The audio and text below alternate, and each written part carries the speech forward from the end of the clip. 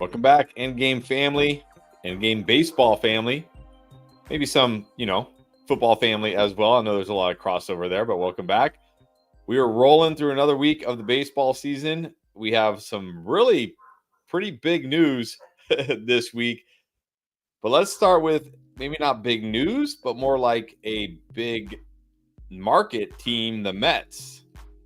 They're making some moves. Jose Butto, who I know a lot of people maybe grabbed off a waiver wire and had been helping him, has been optioned. Christian Scott, is he going to stay in the rotation now? Also, Mark Vientos recalled.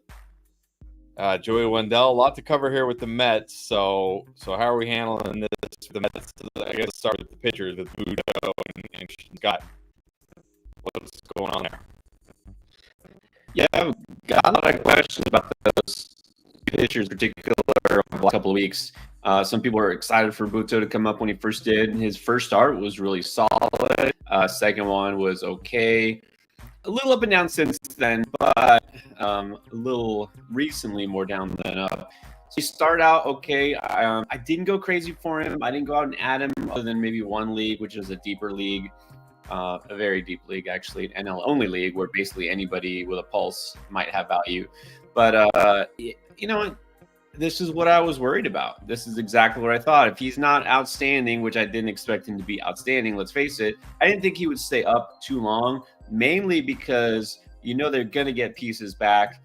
Now, Kodai Senga did just recently have kind of a setback. Was looking into him. He wasn't expected to be back until maybe end of May, early June. But now there was some sort of a mechanical issue. He's got to work through it. Not a physical setback, but something, where he's working on his process. And that's important. So he is eventually coming back, but McGill is coming back. Peterson eventually will come back. So the thing we didn't necessarily know what was going to happen was Christian Scott. Was he going to come up and how was he going to look? Well, not surprisingly, he's looked better than Jose Butto. So I think the big question is here, what do you do with Christian Scott? And I think that's answered. Is if Butto's down, Scott, for now, is staying up. So I think if you had Scott, then you're probably pretty pleased. But again, don't assume he's staying up the rest of the season because that's not necessarily going to happen either. But for now, I think you should be pretty happy with Christian Scott shares. And Butto, I think, is pretty much just droppable. All right. And then, of course, we got some hitters. Joey Wendell designated for assignment because Mark Vientos is being recalled.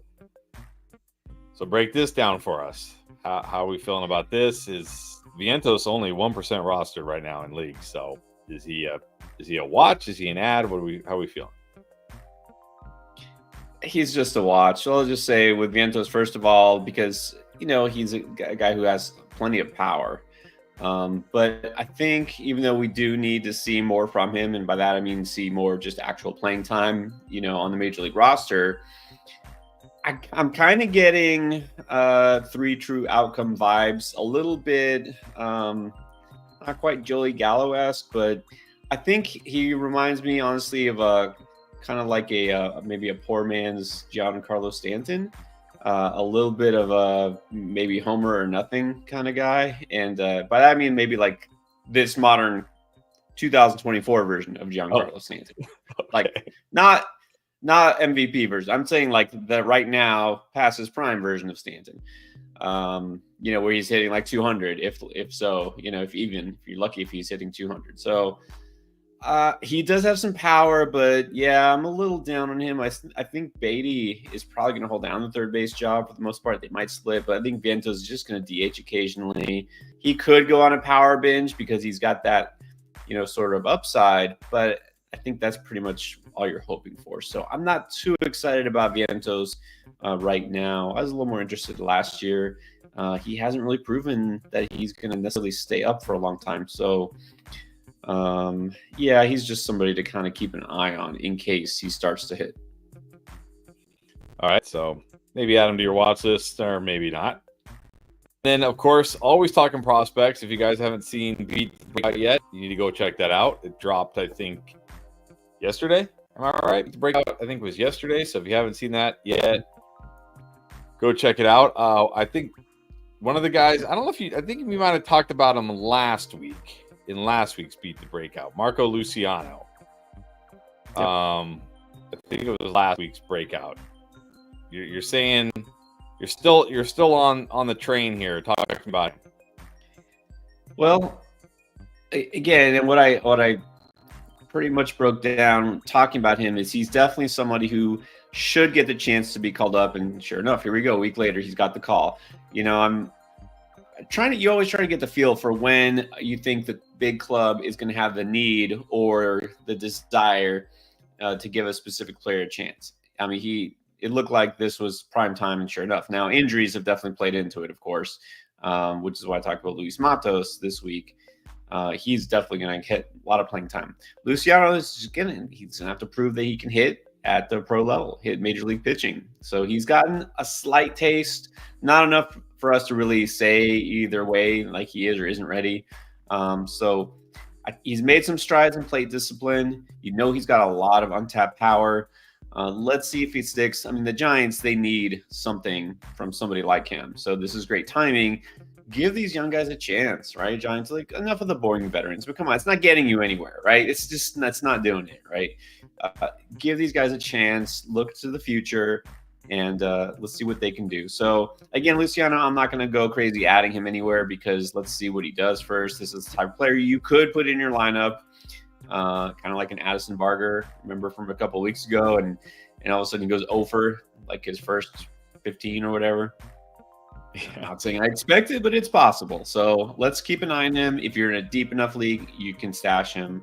But definitely somebody worth watching. I remember a couple of years ago, again, low minors, but he was one of the top, most interesting power prospects in the middle infield in the entire majors, or I should say the minor league system. So Luciano is definitely interesting, but yeah, let's just see if he's ready. All right. And then another prospect that got called up yesterday I think that was his season debut. Yes, made his season debut. Jonathan Aranda of the Tampa Bay Rays went 0 for 2. But another guy now getting a chance. How are we feeling about him? Well, I did actually have a couple shares of him on draft in my drafts. He's going to get a chance, it looks like, to actually play, which is encouraging considering he's in Tampa and you just never know. So if he's going to play, then yeah, he's definitely on my radar. I think he's the one out of those hitters we've talked about so far just this week. Right now we're talking about, I think he's the one who has the best chance to succeed right now. And I don't just mean because he's in Tampa, but because I think he's the most major league ready. And he's had some looks. He's had some time up. Again, the injury just set him back this year. That's why we haven't heard about him really until now, because he hasn't played yet. So I do think Aranda is, again, worth a stash. Let's see if he's going to take a little bit of time. That's the only thing, is he might need a little time to kind of knock the rust off, right? Show that he's ready for midseason form. So don't be surprised if he doesn't get off to a hot start. But this is somebody I'm definitely more interested in. And then looking at last year, had 87 at bats, 2 home runs, 13 runs, 13 RBIs, no stolen bases, hit 230. Is this more of a power type hitter here we're looking at, or? Yeah. And so he, right now, if I see tonight, he's playing second base. He's somebody who is going to be that kind of first, second base. He might play on your team first base. He might qualify at corner infield.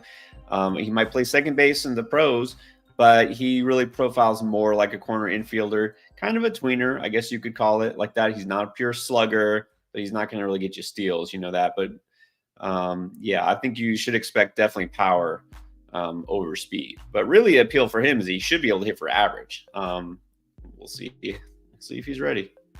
All right, my team could definitely use some hitting for average. And then, of course, we have some big news. Ronel Blanco, who threw a no-hitter earlier this year. Maybe he threw a no-hitter because he was using sticky stuff. He was ejected the other night for using sticky stuff. And am I seeing this right? Is he getting a 10-game suspension? Is that confirmed? He's getting a 10-game suspension, or is that rumored? And Is he worth holding on to with the suspension and potentially no more sticky stuff? Well, this looks like it is confirmed. This is on the MLB.com site, and this actually just broke like less than an hour ago. Because originally they were saying, yeah, he's probably going to get suspended, but he's going to appeal. Well, now all of a sudden he's not going to appeal, and it's 10 games. So that they're just like, look, get it over with. It's going to happen either way. This tells you that they knew it was going to come either way. With the appeal, you're just delaying the inevitable. Right. So I guess he's like, look, I'm just going to take my medicine. Well, you have to wonder now, like you said, that no-hitter. I mean, this is a guy who out of nowhere, really nowhere, he was on nobody's radar, probably not even the Astros. And he had a great spring. And he's, I think, like 30 years old already, had never really had success in the majors, hadn't really had much success in the minors. He was just kind of another guy there, another arm.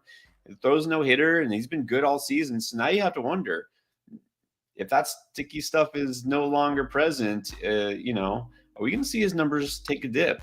I'm not saying like, hey, panic and sell and get rid of him first chance you get. But it is something you really have to consider, right? Going forward, are we going to see something a little different? Because you remember after that crackdown, I don't even want to say ban, because did they really ban it? I mean, it's like they'll check once in a while, and I guess they happen to catch him. I don't even know how that went down. I didn't really see. Usually it's the other manager who points it out, right? The other manager's like, hey, check that guy. So who knows? But they must have suspected something. Yeah, you got to wonder, was this a short-lived rain on the top, or is he going to be just fine going forward? But you know he's going to miss a couple of starts. You can't sell high now that everyone knows he's getting suspended. So just we'll see what happens, though. I'm very curious to see how his next couple of starts go. I think it's funny, like, you know, you hear 10-game suspension, you're like, man, that's harsh. But then it's like, it's only 2 starts. He's a pitcher, right? He's a pitcher. It's like, 2 starts. Okay. Like, okay. Little slap on the wrist for the sticky stuff. So apparently Major League Baseball isn't like that concerned with the sticky stuff. If just a 10-game suspension. So no. And anything that happens like this in MLB, it's like, oh, he's using a banned substance, which is like deodorant or something. And then, Ohtani, like, oh, gambling overseas. Compared to NFL, what those guys do, baseball is like, come on, really? Yeah, exactly. I thought like all that stuff. I mean, I remember like, it's funny when like the whole sign stealing scandal, because I remember even playing baseball. I played baseball throughout almost my entire youth, basically, and high school. We were always taught, like, we were always changing the signs. Always, it's like sign stealing was like a part of the game. That was like part of the game. Like like, when did this become like so taboo? This was like part of the game. Why is sign stealing not okay anymore? What happened? That's one thing, without getting like off topic of fantasies. Like, one thing that has always bothered me, baseball's like my first love as a sport, and I love baseball, but there's so many stupid unwritten rules that make no sense. It's just so, like, just get rid of all that stuff. I mean, I'm glad I'm seeing a lot of that has changed, and it's just funny how quickly it's changed. Like I say, especially with like the bat flip thing, I saw people post for absolutely no reason, just like cool replays of videos from like a couple years ago. It was like a couple of years ago, not even. And Carlos Gomez, who I don't think is in majors anymore, he hit a home run, like, he just launched one, and all he did was stare. He stared for a couple seconds, and then he kind of trot off, and it was like, oh man, like Freddie Freeman was on first, and he was like talking to him, and the pitcher, like, they're ready to brawl. He didn't even flip the bat. Now you can throw the bat, in the stands, and you can do all sorts of stuff, which is like, it's about time, right? It's like like the NFL, you score a touchdown, you're supposed to not celebrate. It's like, come on. I know, I never understood that. Obviously don't want to get too off topic here, but like, come on. First of all, it's supposed to be fun. Number one, it's supposed to be fun. Yeah. The best hitters maybe hit. Okay, I know what's his name, Matt Olson hit 50 last year, but usually the best hitters are going to hit 30 to 40 home runs. like that's not very often. Over 600 at bats. Like they're hardly ever going to hit a home run. Let them do the bat flip. Let them have some fun. And if the pitcher can't handle it, stop throwing home runs. Stop giving up home runs. Then it's like Exactly. you can't handle a guy scoring a touchdown and doing a little dance. Don't give up the touchdown. Play defense. So, anyways, I think my favorite bat flip though, real quick, even though I didn't really ever like I was not a Blue Jays fan or everything, but it was Jose Bautista. I think it was in the championship series. I mean, that was the most aggressive, violent, like bat flip. I'm surprised somebody didn't get like maimed from that bat flip. It was like, rah! Anyways, that was a lot. Yeah, that was before it was more like socially acceptable, but he got away with it because he was Joey Bats. Well, they were at home. They were in Toronto, and I mean, like if you ever watch a replay of that, as soon as he hits the ball, it's like you can't even hear the play-by-play guy anymore. It's just all crowd. And, all right. Anyways, but that's not why you're here. You're not here to listen to us reminisce about bat flips, although they are fun. You're here to get your questions answered, and also do need to remind you, as I usually do, if you haven't already, this is a great time. Again, it's always a great time to go try Underdog Fantasy because not only, where's our little banner? We need a little banner going. There we go. There's our banner. Not only is it a ton of fun, but right now, if you sign up Underdog Fantasy for the first time and you use our promo code Endgame, they're going to give you a special pick'em. So basically a free square, like it's basically free. You win. You get the pick, you win. You automatically win. And up to $250 in bonus cash that you can use right away on these picks. And what I really like, there's a lot of things I like about Underdog Fantasy, but it's easy. I think that's the thing I like the best. It's easy. You don't have to know every little stat and everybody's stat cast and like, you think this guy's going to, have 5.5 strikeouts or fewer, 7.5 strikeouts.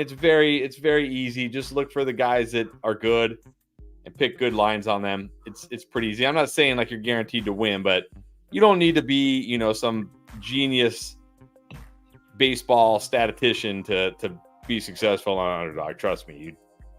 You just go on there, make sensible picks. You'll do pretty well, and you'll have a bunch of fun. So make sure you go underdogfantasy.com, use our promo code Endgame again to take advantage of that special free pick and deposit offer up to $250 in bonus cash. Now, time to answer your questions. That's why you're here. As always, we will do our best. We will get through as many as we can. If you want to get your question bumped to the front of the line, or you just want to say thanks for the hard work, you can drop a super chat and we will answer your question right away. Of course, if you're like, hey, I can't afford a super chat, that's okay. We understand. We'll get to the questions as we can here. So let's start with Tristram, who was here from the beginning. First of all, am I in the right room? Yes, you are. Yes, you are. And he's still hanging on the Senga. Are you still hanging on the Senga as well? I am. Actually, you might not believe this. I just traded for Senga today. Just not because I was looking to, but somebody offered me, and it's a league where I could use, any kind of help. So I'm buying low. Let's hope it pays off. I don't typically buy into injured players who I know aren't coming back soon, but it seemed like a good deal. So yeah, definitely hang on to him. If you've had him this long, why would you not keep hanging on? And then he does have a question. He says, in a 12-team league where we keep 10 keepers. Look, who am I to tell you how to play fantasy anything? But why not just do a dynasty league at that point? But anyways, we keep 10 keepers. He really wanted Shota, but he's picked one spot ahead of him. So now that he's had a fast start, well, now you're trying to buy high, right? So how would you are you buying high on Shota in a keeper league? This is the wrong time because you're buying as high as possible. Really, you can't get much higher. So I would just say that you might as well wait for him to actually maybe have a bad start, because you really, I don't even know. Is it possible for his value to get higher? Can he keep just doing what he's doing? It's possible. I think at some point he might give up a couple runs. And so I would say let's wait. Just wait it out. wait till he at least has one rough outing or something. But yeah, I know you want him, but yeah, again, you don't want to overpay for a player at peak value. Yeah, that's definitely tilting when there's a guy you really want and you're sniped on him and then he ends up being great. That's very tilting, but nothing you can really do there. And then Verlis wants us to rank these pitchers. Rank them. Fetty, Little, Wu, Gray, Brad Garrett. Is that Braxton Garrett? That's supposed to be Braxton Garrett, maybe? Gavin Stone. Yeah, I'm gonna guess Braxton Garrett. Okay. And I'm of course assuming redraft, no keeper, no nothing, just plain old redraft.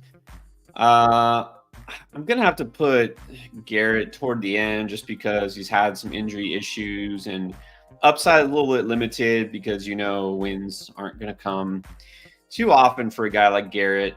I'm also assuming typical 5x5 roto. I don't know if the details of your league, but let's work backwards. I'm going to put Garrett toward the end. I'll put Littell. Has been solid, but he's not spectacular. I'll put him kind of just toward the end as well. I like Gavin Stone, but we're not guaranteed for him to be in the rotation long term because Dodgers are getting some pieces back as well. So I'm going to stick him in the middle along with Gray. I'm going to put Wu at the top because he's the one that was highest on preseason, and the only thing is he got hurt, right? So I think when he gets in the groove, I do think he has the most upside, and I'm putting Fetty right up there as well. I'll put Fetty number 2. I'm a believer. I've looked into the numbers. I've seen the changes he's made with his pitch mix. He has not had consecutive bad starts. I mean, I think it's legit. I think Fetty is legit. So I'll go Wu, Fetty, Stone, Garrett. Well, yeah, Stone, Gray, Littell, Garrett. All right, there you go. Thank you for the question, as always. Al loves the show. Thank you. What sort of starting pitcher value would it take right now to get Edwin Diaz in a 5x5 roto? I think you're probably going to have to still get up a frontline starter, like a number 2 sort of starting pitcher, not an ace. Of course, no closer is worth an ace. But, Diaz had one bad outing recently. It's going to take more than that for someone to just want to move off of him. Now, I will say this, Al, maybe good timing on this because we'll see. But I do have him on my watch list for the panic video. I think if he has another blown save here in the next week or so, I think people will start to panic because you know how quick it is for a reliever ERA to blow up. I mean, if he goes out there the next day or two and, gives up 2-3 runs, all of a sudden his ERA, goes from like 2 to 5 in the matter of a week. And then people are saying, oh, what's wrong with him? So he's not there yet. It's going to take another blown save for him before you can really get what I would say is a fair trade, on your side. But right now, I mean, you'd have to give up. Trying to even think. Let's see. Let's compare. Again, should not be an ace. Again, maybe like a Chris Sale type. I mean, I wouldn't do it, but I'm just saying this is what it would take to get somebody like Diaz, probably like a Dylan Cease, maybe somebody like that. I think you would have to do that. I don't think it's worth it. All right, there you go. Maybe just wait a bit for him to have a rough outing. A little lower value there. All right, James Coffey, in a Roto League, would you drop Garrett Crochet for Lewis Gill, Justin Steele, Gavin Stone, Robert Gasser, Reese Olson, or Spencer Turnbull? It's my weekly rant. Picked up Robert Gasser. 5 strong innings, 80 pitches. I think 1 earned run, and they took him out. Why? Why? You could one more inning for my quality start? Anyways. Are you dropping Garrett Crochet for any of those guys? And if so, who? And it is annoying. I mean, there's no denying. It's very annoying when guys just don't get that quality start. But trust me, if we had wins as a stat, it would be even more annoying because you see how random it is. But like this guy pitched like 8 amazing innings of shutout ball, and they got shut out, so they lost. Like, he didn't get the win. And then It's just some guy annoying comes when, in like, and gives up 3 runs, but then the other team scores 4 and in the bottom of the half of the inning, and he gets the win. It's trust me, 10 times more tough. But anyways, it's just annoying when the guy's got like a 5-run lead and he's only throwing 80 pitches or something, and it's like, why isn't he out there for the 6th inning? Like, man. But anyways, yeah, let's answer. I know. All right, so James, do I want to drop Crochet? No, I'm still on Crochet. If I was gonna pick one of those pitchers up, Gasser's been good twice, but Chris just mentioned it. He's not going to go too long right now, being a rookie, and they don't want to push him.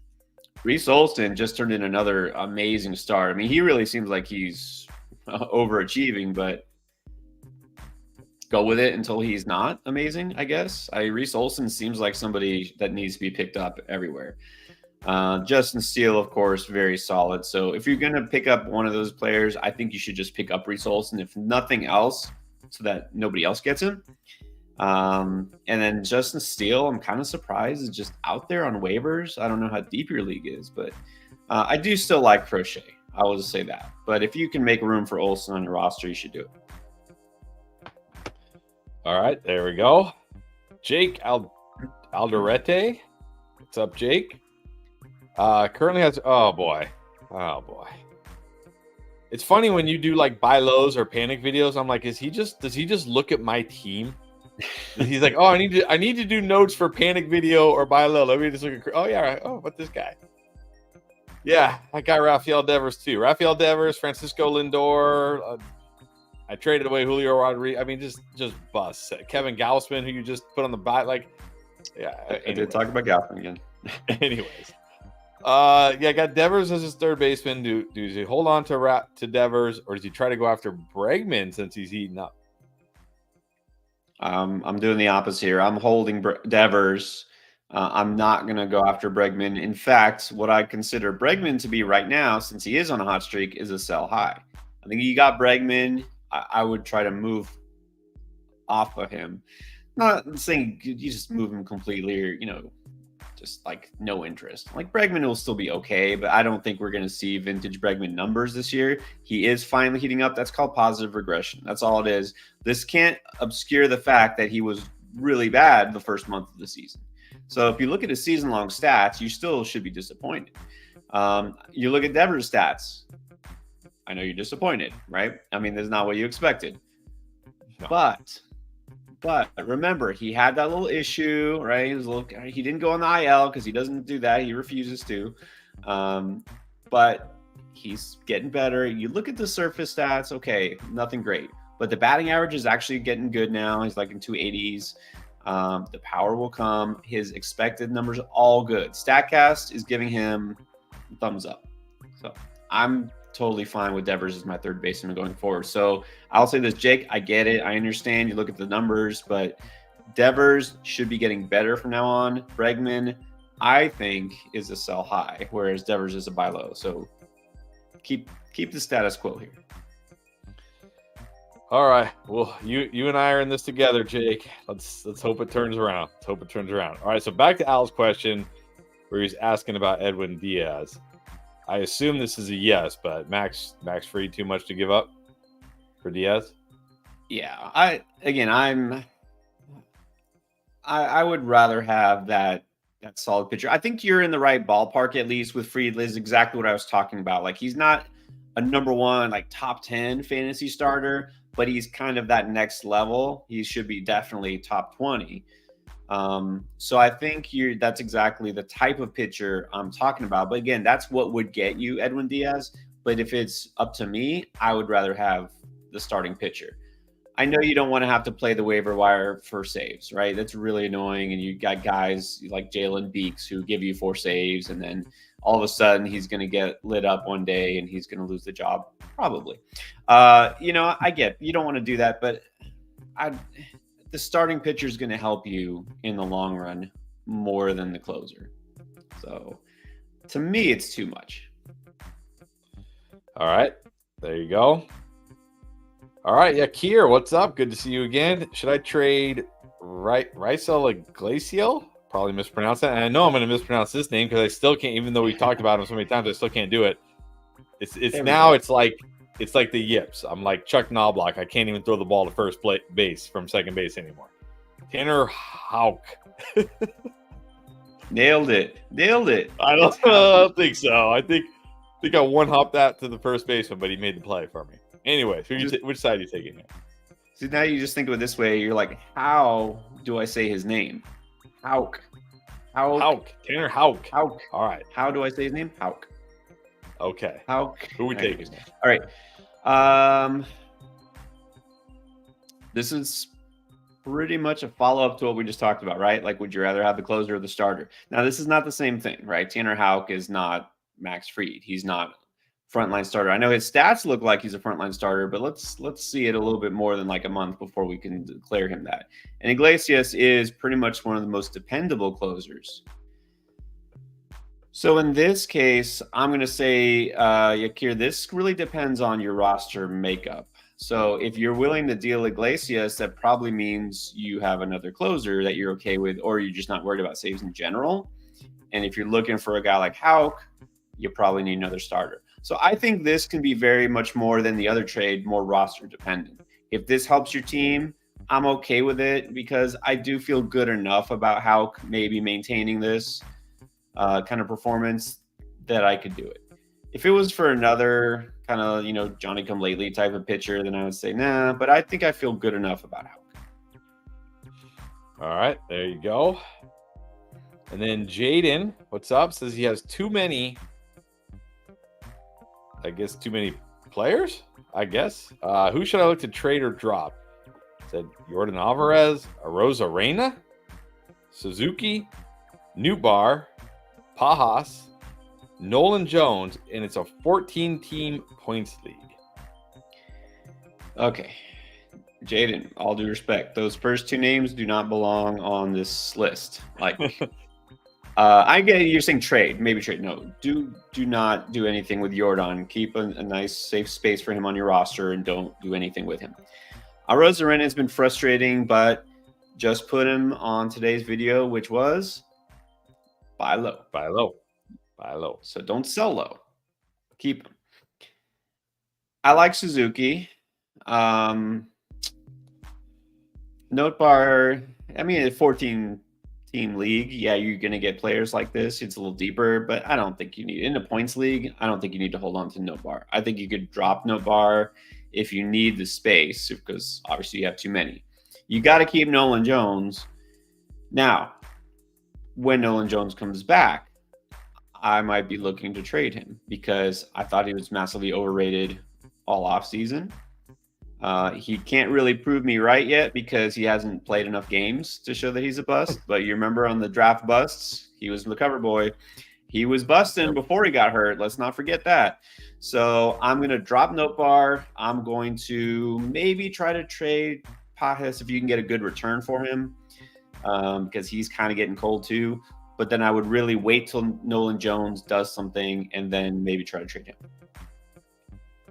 All right, there you go, Jaden. Good luck with that. And we did get a super chat from one of our female viewers, one of our female fans. Look at that. And she dropped a comment. She just wants to say that she loves your haircut. She's a fan of your haircut. That's rare because she usually tells me to get it either too short or too long, and then it's thank you very much. So apparently you got it just right this time. I didn't get it right. Deborah got it right. But I just sit there. I'm just like, okay, just go. So thank you very much. I appreciate it. Oh, and she's very thankful that we work hard because she reaps the benefits too. Yes. So she can drop the super chats. Yeah, James, exactly. James Coffey says, great buy low video today. Glad you enjoyed it. He traded Yanier Diaz and Gavin Stone for Austin Riley, win or loss. Thank you. He's not asking win or loss. I'm just asking. I'm asking. This is okay. This should be a huge one. This is validation because this is why I put it out there. Say, try to get a guy like this. That's a buy low. Diaz is like he's fine as a catcher. I think he'll be fine. Look, Austin Riley has been a fantasy stud for a couple of years running now. He was what, a 3rd round pick in most leagues? 4th round pick? Gavin Stone, you probably got off waivers. This is a huge win for you. So I'm glad to see putting this into practice. This just makes me feel like it was all worth it. Yes, all worth it. All right, we're going to circle back to Yakir's question. So he had this question here. Closer for Hauk. How do you say his name? Hauk? I think I got it. See? He did say he's got, maybe this changes things, maybe it doesn't. He's got Kirby Yates and Jordan Romano, who, hey, Jordan Romano fitting perfectly on my team of busts as he blew another save today. Just fits in right perfectly with all the busts on my team. So if he's got Kirby Yates and Jordan Romano, does that change your opinion of this? Yeah, I think it kind of solidifies it. I mean, look, that's not like you have this like intimidating bullpen necessarily, but Romano should be solid going forward. He's a solid closer. I think he'll be fine. And Yates, look, not a sure thing, but so far so good. But I think maybe more reassuring is Jose Leclerc still looks bad, so he'll still have that job. Robertson is not really, being considered as a closer. It looks like Yates is going to hold the job as long as he can. So yeah, I think this is fine to do. Now I will say, depending on the other guys, assuming this is somebody who's offering you this or somebody really wants Iglesias, you maybe could do even better for Iglesias. You maybe even be able to get a better starter, but I think I would take Hauk.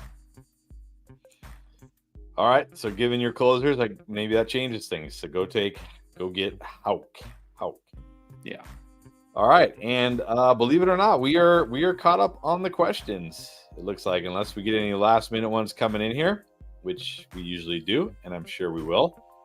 And if you haven't watched the buy low video yet, and you just saw that somebody who was it again that did the buy low, James, and you just saw that James watched the buy low video and then went out and immediately got Austin Riley. Why haven't you watched the buy low video yet? What are you waiting for? Go watch the buy low video. It's out right now. And beat the breakout, whatever else, panic. We got waiver wire coming. I think we're going to do 2 start streamers still this weekend. So yeah, if you haven't checked out the videos yet, go do that right now. Not sure what you're waiting for. And don't forget, we'll be back here on Sunday to wrap up the week and answer more of your questions and get you ready for the week ahead. And of course, once again, another reminder, as you can see, some games have started, but there's still games. I believe there are still games tonight. If you have not tried Underdog Fantasy yet, and you want another way to get your baseball fix in, go try it out. Yeah, we still got Cleveland at Texas. We got Oakland at Houston. There's still games tonight. If you go to Underdog Fantasy and you join for the first time and you use our promo code Endgame when you sign up, they're going to give you a special pick, basically a free square, and first-time deposit offer up to $250 in bonus cash, and it's cash that's in your account immediately that you can start using. You don't have to, it's not like make 500 picks and then we give you the cash. No, you get the cash right away. It is in your account to use right now. And look, if you play fantasy football and you're starting to get the itch, well, they do have baseball drafts, like, weekly baseball drafts as well, but they got fantasy football drafts going on right now. Everything ranging from $4 up to $1,000. Look at that. $15 million prize pool. Yeah, it's a ton of fun. Go check it out. And we did get one more question here right at the wire, as we often do, from Al again. Another guy you talked about on Beat the Breakout. Tyler Soderstrom more than Garver rest of the season. Who do you prefer? 12-team, 5x5 roto league with 2 catchers. It's a 2-catcher league, so that might change things. That's a great question. That's actually a really great question.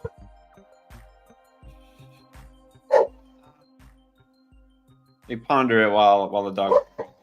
Yes, ponder it. I will say this: I had Garver to start the season. I don't even know in a 2-catcher league if I would want Garver. What is he so far this season? He's got 13 runs, 13 RBIs, 5 home runs, and he's batting 174. Well, look, you know this because I think I mentioned him to you. In fact, I don't remember if I might have told you to pick him up. Mitch Garver, I was high on before the season because he's a power hitter who it's the best thing. In fact, both these guys fit the same mold. A power hitting catcher who doesn't actually have to play catcher, which is great because then that means that it spares their legs. They're going to be in the lineup without having to split duty with another catcher, which is the aggravating thing about catcher, which makes 2 catcher leagues super frustrating because it's hard enough to find one good catcher that you can depend on. But Garver, despite being in the lineup every day, despite being DH, despite being in the middle of the lineup, has really been pretty bad. So I'm okay moving on from him at this point.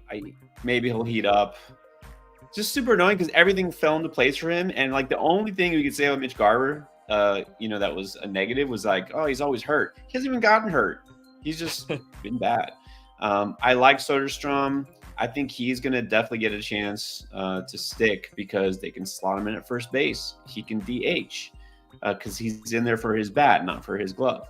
And he'll probably catch once in a while, like just to, keep fresh. But I'm going to say, obviously, we don't know what Soderstrom's going to do rest of the season, but can it really be worse than Garver? So, yeah, I'll go with Soderstrom.